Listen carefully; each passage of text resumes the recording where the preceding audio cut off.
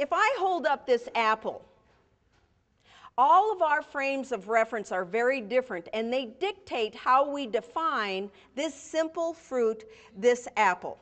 Now, if I were a farmer, what would this apple represent? Money, crop. If I were in, say, the ministry, what would this represent? Adam and Eve, Garden of Eden. If I were a techie in computers, what would this represent? I heard that. Apple computer, absolutely. How about if I were in healthcare? Healthy snack, yeah, good fruit. How about if I were a school teacher? Sucking up. Now, dependent on our frames of reference, depending on what we have learned, this means something different to each person. And that's why it is my personal job to make sure that we have common definition, because this is where conflict happens. And I'll tell you what I know about conflict. If you have conflict in your life, it's your fault. If you have issues with other people, it's your fault. So what are you going to do to change it? Are you going to be more flexible? Are you going to get rid of them? You're going to get rid of those friends? It is totally 100% up to you. I have had to learn how to be a better person. And these are learned skills. Biggest problem I have, they're not taught in school today. They should be, but they are not. We really need to make sure that we become the role model for our children and for other people, whether you're a leader in your company, a leader within your social groups, whatever it might be. It is your job to make sure that you're doing that. Now, how many of you have someone in your life that comes to work like this? And they'll come dragging in, and they'll say, "You won't believe what happened." Then they'll go to the next person, they'll say, "Ed, you won't believe what happened." Then they'll go to the next person, they'll say, "You won't believe what happened." See, and they can suck the life out of a work team in about half a day, right? Now, I will no longer let this kind of person influence me. I will create my own environment by using the TLC. And using it internally is important to make good choices, but it's also important to use it as a communication tool. So what I've learned to take personal accountability for my own environment, and what I will do is that I won't let them suck the life out of me anymore. They approach me and I'll use the TLC, the take it, leave it, or change it on them. I use it internally, I use it externally. They come up to me and I'll say, "You know what I've learned in life? I've learned that I always have three choices. I can take it, which means I have a plan. I can leave it, which means I'm going to reject it or walk away from it. Or I can change it, which means I learn. I become more flexible. And then I will ask them this, and here is the key. So what's your plan?"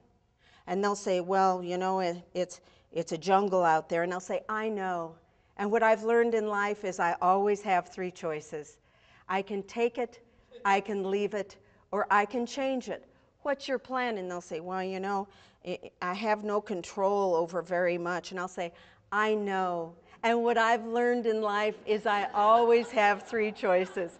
I can help me with this. I can, or I can. So what's your plan?" Now, I probably won't change this person, but what's going to happen? They're going to leave me alone. They're going to go suck the life out of somebody else. Because I have learned how to be flexible to that negative environment and how to use a tool that will ensure that I am moving forward, to make sure that I am in total control. It's a great, great technique to use. Some people are considered in this particular group, these are the squares. These are the people that are very well balanced. They're very even-keeled on every side. They're wonderful contributors, and they're really as solid as a rock. They're great. They have a lot of knowledge. They're really good. Now, how many of you might include yourself in this square group? Let me see a raise of hands. Okay, some hands up. Okay, then we have the circles. These people are well-rounded. Okay, they kind of roll with the punches. And when conflict or anything happens, it's kind of like water off a duck's back. It just doesn't bother them. they get around, get it? They get around and really have a really good base. How many of you would consider yourself to be a circle? Let me see a raise of hands. Okay, we've got some hands up there. Now, we have the triangle group. These people are highly creative. They have a wonderful base to build from.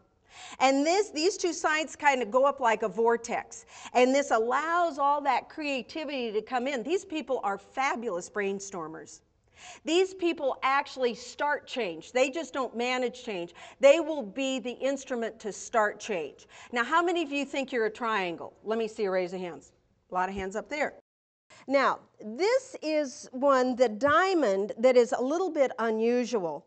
These are the people that are totally obsessed with sex.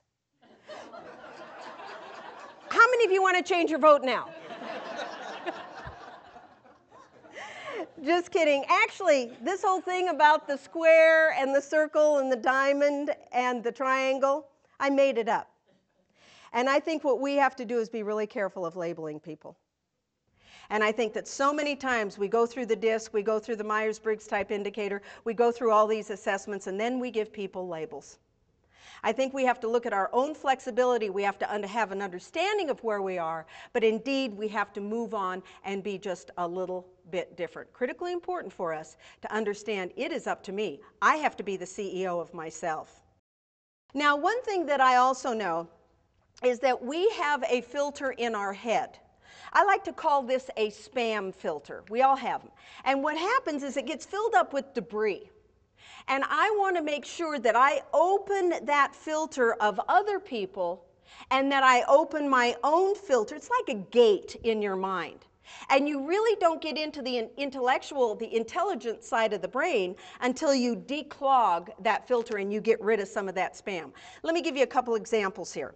Working out in a gym. How many of you work out in a gym and enjoy it? Let me see a raise of hands. Okay, a lot of you do. You're the people that are healthy, you're in good shape, and everything else. Me personally, I live in Scottsdale, Arizona. I hate going to the gym because we have what I term gym bunnies. Do you know who I'm talking about? These little tiny cuties. Now, I am totally in agreement that a lot of guys go to the gym for the gym bunnies. They don't go to work out, they just go to see what's there that day, right? Now, what these gym bunnies do in Scottsdale is they have uniforms, right? They have little uniforms, and the bottom part of the uniform is really what bugs me. They have a tendency to use that thongy thing, and I look at these little tiny behinds with this thongy thing going on, and I'm thinking, why would I put material back in a place I've been pulling it out of my entire life?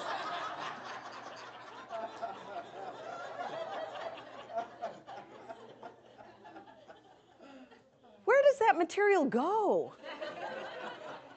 It looks really uncomfortable. Now, I do know the importance of exercise. Oh, that gives you a visual, doesn't it? I do know the importance of health. I understand at the age of 60, eating and exercise is going to keep me healthy for a very long time. I hate the gym, have to work out, so what I do, every morning I get up and I do a half hour to an hour of something.